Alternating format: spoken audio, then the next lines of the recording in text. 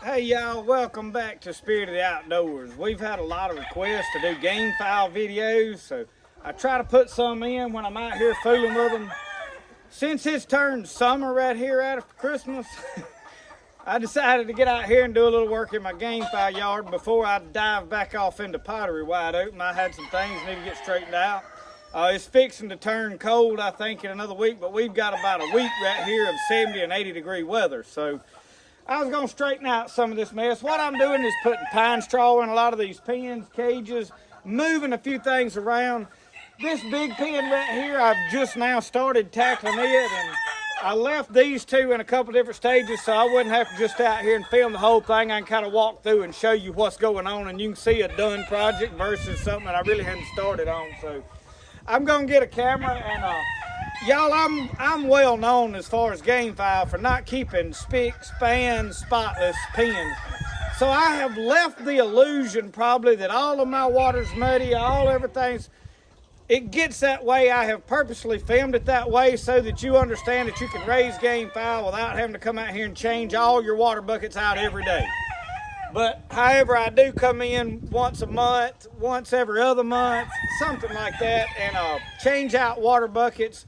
And I use milk jugs because Brody drinks a lot of milk, and I have milk jugs, and instead of just dumping them in the trash and creating a lot of garbage, I like to reuse things. So I cut the tops out of them, throw the top in the trash, and put that in there for a water jug, and take the one that they'll climb up on them, crush them down, they get broke up, nasty, full of mud.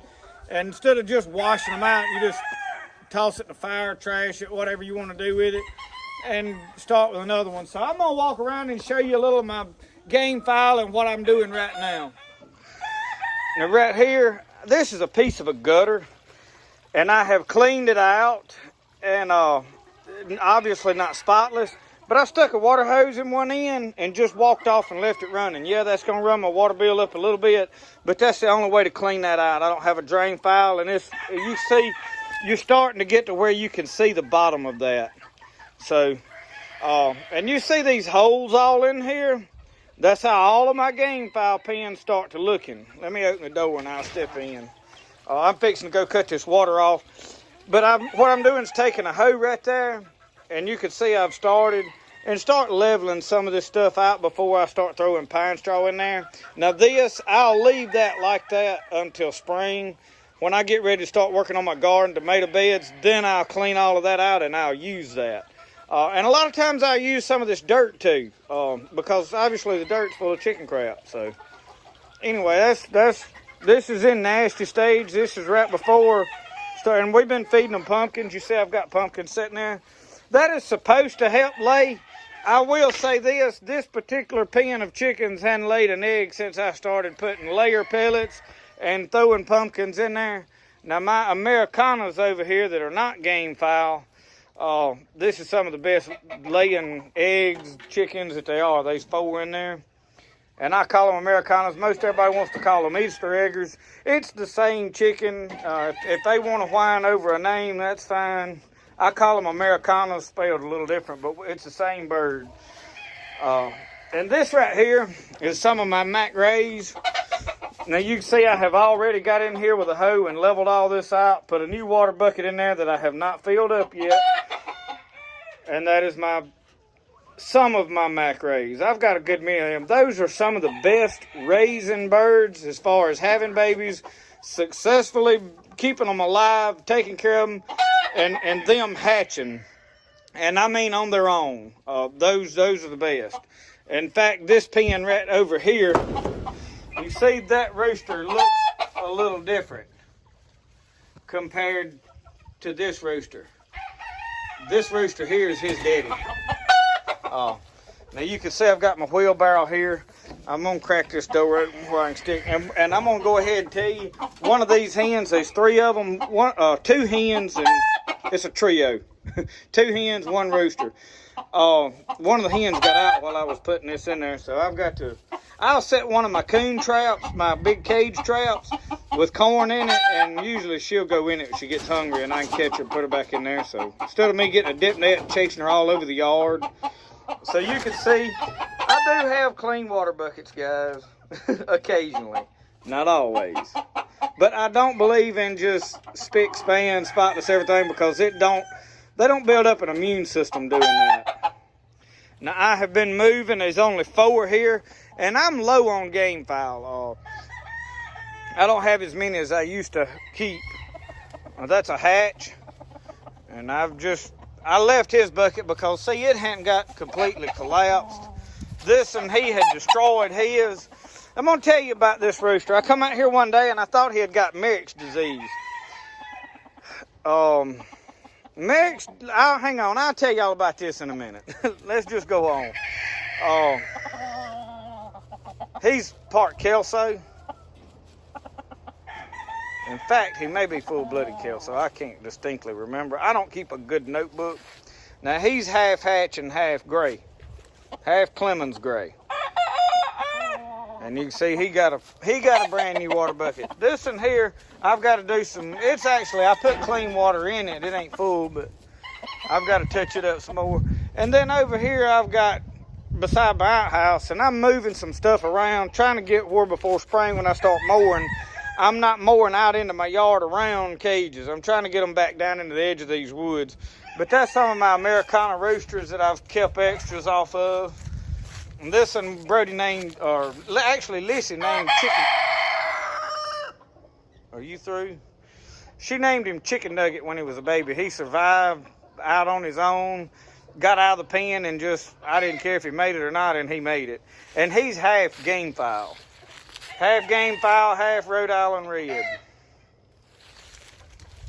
But then I have, and y'all, I've got junk. I'm trying to throw away some stuff. But you see I started moving pens down into the edge of the woods here.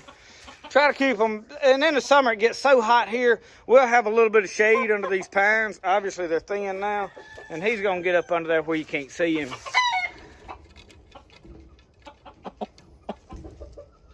Smile, you're on YouTube, fella. I'm threatening cutting his cone. I don't normally cut cones, and I'm threatening cutting his cone. You see how it's flopped over in front of his, see it flopped over in his face? That's really not healthy for him. It don't bother me because you know, if you're fighting them, that's a problem. He's got a blind spot. I don't fight my birds. I know there's a lot of people that think I do just because I raise them. I honestly do not fight birds. I don't care if you do. It don't bother me if you want to fight yours. I'm not one of them people. But I am thinking about cutting his cone just because.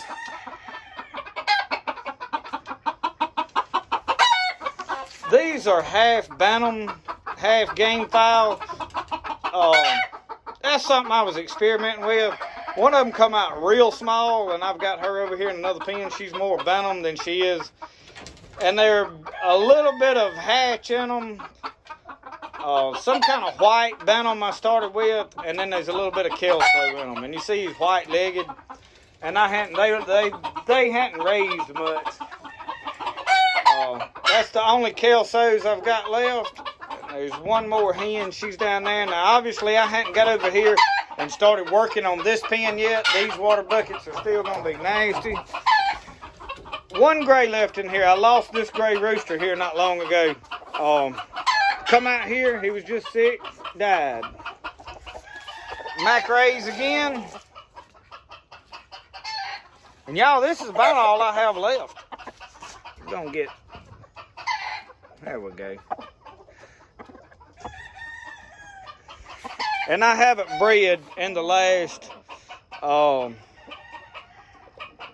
2 years. I haven't bred hard. I've just raised a few for Brody to watch. Somebody said, your birds is too wild. You need to handle them. Told them I didn't like tame pets. The reason I fool with these birds is because I like their spirit. I like them. I took on some man fighters that I rescued. So, if that tells you anything about my idea of Gamefowl, I like the challenge of, I'm trying to get where he ain't gonna, we're gonna have to open the door. But I'm fixing to pull these out. These are about 6 months old. Well, they probably a little over 6 months now, 7 months. So they fixing to come out of here and go into a on a ground pen somewhere, probably down there in that pine thicket. But these are mixed. I don't know what they are. I do know that that's their daddy right in there. And he's gonna run off where you can't see him. There he comes out. That is their daddy. He's one of the prettiest macrays I've got. Some of what people call a pumpkin. But then you can obviously see there's various and sundry types of gamefowl hens in there. Toppies, grays, that spangled, I can't even remember what she actually is. There's several gray hen, mule train grays. I think that's a hatch hen down there. Okay, I told you I was going to tell you about this fella here. I come out here one day and he's drunk, stumbling around, looks like, I say drunk, looks drunk to me is what I call it. Staggering around, flopping, and that's signs of Merit's disease. And usually cull that. There's also a possibility that it's ear mites.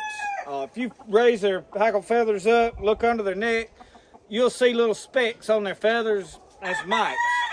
Sometimes they're bigger than others. Sometimes they're big enough that they look like a bug. Sometimes it just looks like lice. It depends on what stage of growth they're in.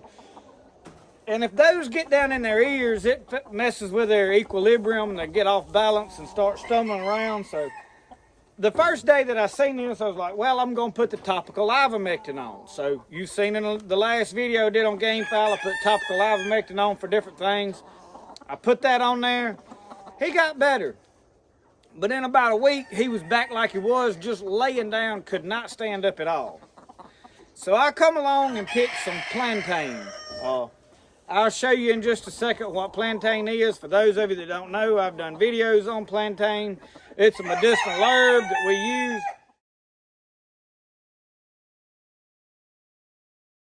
I've got a big patch of it right around here growing that I left. I mowed around just so I would have it for use. I grabbed a handful of it, come and chunked it in there and let him eat it. I did that about twice. He got better. He's perfectly well, perfectly healthy chicken now. So I do believe medicinal herbs is as good for animals as they are humans. So that's just food for thought. Take it for what it's worth. Try it if you want to. I don't know what was wrong with him. I can't stand here and tell you exactly what it fixed. All I know is he was laying down, could not get up. He ate plantain. In about 3 days, he was up running around like nothing was ever wrong with him. So, but anyway, this is some of my gamefowl. I keep getting a lot of people want to ask questions, want to see the gamefowl. In every video I film, you hearing them crow in the background. Sometimes it's annoying. Sometimes I get trying to film, I get so mad at them, I don't know what to do.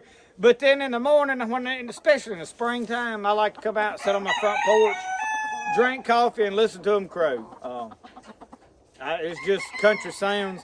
I use them more of a homestead chicken. We've got some silkies over here. We've got Americanas and then gamefowl, and that's about the only thing that I fool with anymore. I've had a lot of other kind of birds. We've had a lot of bannies. We've had Polish. I've had pheasants. I've had all kind of stuff, and it gets overwhelming when you're trying to work, and once you start your own business, seeing after a big bunch of farm animals is a chore. Running your own business is a full-time job. And then I'm filming YouTube videos, and I enjoy filming YouTube videos, y'all. I do this because I enjoy doing it. And I'm sitting right now on probably about 5 or 6 videos. It's on my computer. I think there's 4 on the computer and about 3 on this phone that I'm filming with right now. Just waiting to say I upload. So I just hate to put so many out at one time. I want to give everybody time to watch one and then. But anyway, thank y'all for watching Spirit of the Outdoors Gamefowl Edition.